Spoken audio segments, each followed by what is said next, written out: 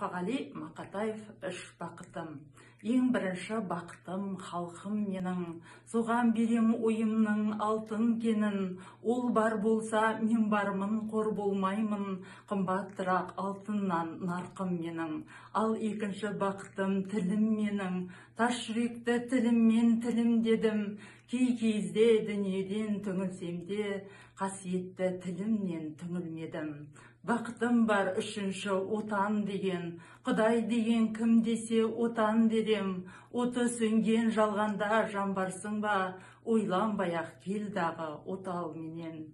Түтін түтет, өз өрбі көгере бер, немерелер көбейсін шөберелер. Жадыңды ұста, жақсылық күтпегейсің, от емес оқ сұрасаң менен егер. Үш бірдей бақытым бар алақанда, мені мұндай бақытты жаратар ма? Үш күн нұрын төгеді аспанымнан, Атырау, Алтай арқа Алатауға.